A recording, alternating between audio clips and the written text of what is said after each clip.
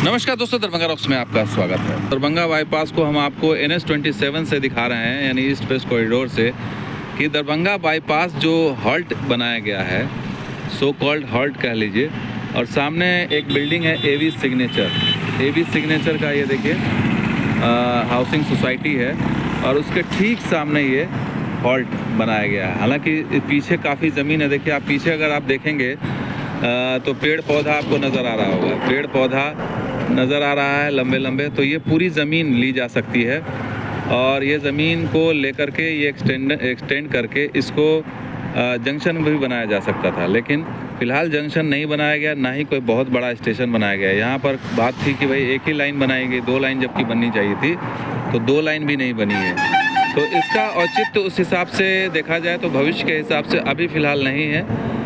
आगे अगर इसको 2 या 3 लाइन और बढ़ाई जाए, क्योंकि जगह है इसमें पर्याप्त, अब ये ब्रिज के कारण हो या जो भी हो, अभी इसको एक्सपेंशन नहीं किया गया है, लेकिन आगे हो सकता है कि अगर इसका प्रपोजल जाए तो आगे इस पर काम होगा। जैसे जैसे ये व्यस्त मार्ग हो जाएगा, क्योंकि ये जो बाईपास की जो लाइन है वो सकरी काकर घट्टी वाली लाइन को जोड़ता है, यानी कि सीधे सहरसा नॉर्थ ईस्ट जो सरायगढ़ नॉर्थ ईस्ट को जोड़ता है। तो ये उस लिहाज से ये बहुत इम्पॉर्टेंट है आने वाले दिनों में, क्योंकि जो भी गाड़ियाँ आएंगी वो हॉल्ट वाली लाइन पे ही आएगी, उस तरफ नॉर्थ ईस्ट वाली, और इस तरफ वाली है वो दरभंगा की तरफ जाएगी, समस्तीपुर दरभंगा की तरफ।